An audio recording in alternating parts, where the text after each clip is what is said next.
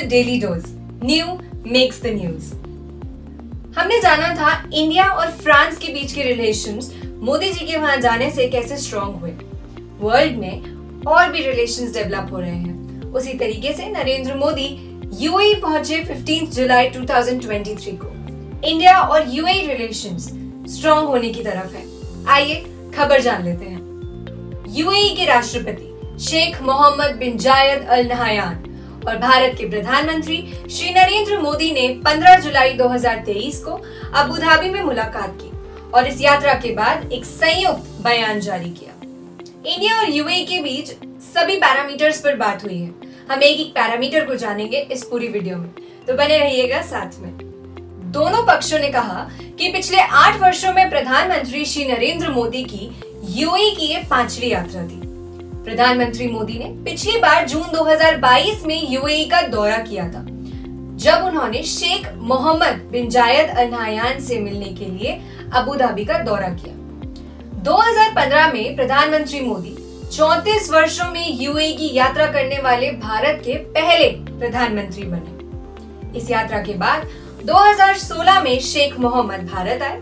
2017 में वह गणतंत्र दिवस के समारोह में अतिथि बनकर भारत आए। यहीं पर कई और बातें भी हुई थी, जहां पर इंडिया और यूएई की रिलेशनशिप डेवलप हुई एक कॉम्प्रिहेंसिव स्ट्रेटेजिक पार्टनरशिप वाली रिलेशनशिप में। दोनों नेताओं ने संतोष व्यक्त किया कि यूएई भारत संबंधों में सभी मोर्चे जबरदस्त प्रगति पर हैं।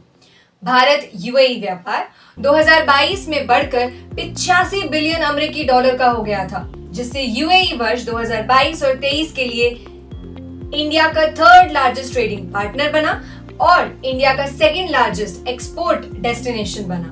फरवरी 2022 में भारत पहला देश बन गया जिसके साथ यूएई ने comprehensive economic partnership agreement sign किया था। अभी हुई मीटिंग के दौरान कुछ बहुत इंपॉर्टेंट डिस्कशंस हुए हैं। 3 मेजर डिसीजंस लिए गए हैं। आइए जानते हैं। First, memorandum of understanding sign किया गया है वो the governors of central government के बीच में, जो क्रॉस बॉर्डर ट्रांजैक्शंस को लोकल करेंसीज यानी इंडिया की इंडियन रुपी, यूएई का दिरहम में ट्रांजैक्शन कर सकेंगे। Second, memorandum of understanding sign किया गया है पेमेंट्स और मैसेजिंग सिस्टम्स को इंटरलिंक करने के लिए दोनों ही governors of the central government से। Third and the most important, जो हर स्टूडेंट के लिए इंपॉर्टेंट है, signing of the memorandum of understanding for planning to establish Indian Institute of Technology Delhi in Abu Dhabi, यानी आईआईटी दिल्ली अबू धाबी में establish होना। दोनों लीडर्स ने एक्सप्रेस्ड देयर अप्रूवल कि आईआईटी दिल्ली अबू धाबी जनवरी 2024 से ऑपरेशनल हो जाएगा for the master's degree in energy transition and sustainability. दूसरे बैचलर्स, मास्टर्स और पीएचडी लेवल प्रोग्राम्स बाय सितंबर 2024 चलने लगेंगे। उसके अलावा plus point are the research centres in climate studies, computing, data science और सस्टेनेबल एनर्जी। स्टूडेंट्स के लिए ये काफी खुशी की बात है कि वो अब एक और कंट्री में आईआईटी देख पाएंगे। नेताओं ने चर्चा की कि बायलैटरल ट्रेड से डील करने के लिए दोनों ही देश लोकल करेंसी सेटलमेंट सिस्टम को अपनाएंगे।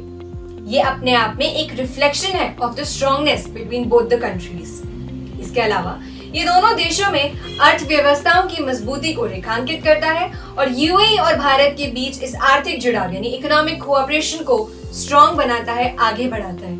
क्या आप जानते हैं कि पिछले कुछ सालों के कंपैरिजन में 2022-23 के एनालिटिक्स के अकॉर्डिंग यूएई भारत में चौथा सबसे बड़ा इन्वेस्टर बन गया है।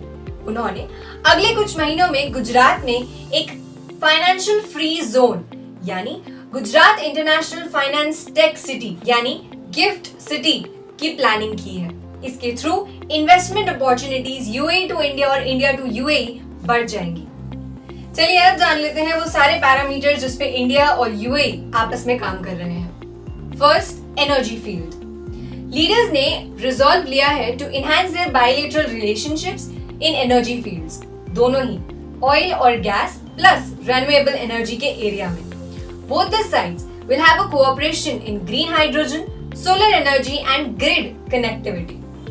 दोनों साइड्स ने इन्वेस्टमेंट इंक्रीज करने का फैसला लिया है, जिसमें India strategic petroleum reserve programme भी इंक्लूडेड है। Second parameter, food security. Food security की इंपॉर्टेंस को समझकर लीडर्स ने एक रिजॉल्व लिया to promote the reliability and resilience food supply chains का, ताकि फूड और एग्रीकल्चर ट्रेड को एक्सपैंड किया जा सके और फूड कॉरिडोर प्रोजेक्ट्स बढ़ाए जा सके।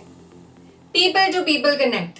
नेताओं ने कहा कि सदियों पुराने लोगों के बीच संपर्क ऐतिहासिक भारतीय यूएई संबंधों के सबसे मजबूत, सबसे महत्वपूर्ण स्तंभों में से एक है।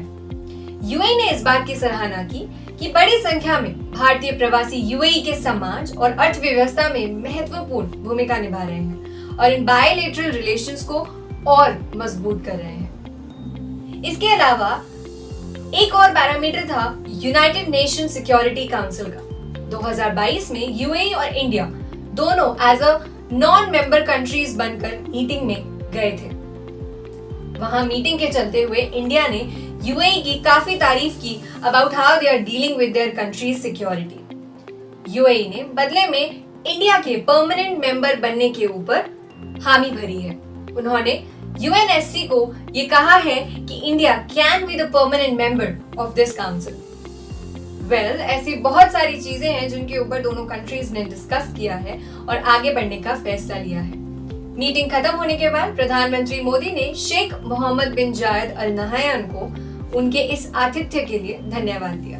प्रधानमंत्री मोदी नई दिल्ली में 9-10 सितंबर को होने वाली G20 नेताओं के शिखर सम्मेलन में शेख मोहम्मद की उपस्थिति के लिए उत्सुक हैं, ऐसा उन्होंने कहा है। नई खबरों के साथ फिर जुड़ूंगी, तब तक बने रहिए डेली डोज पर। नमस्कार।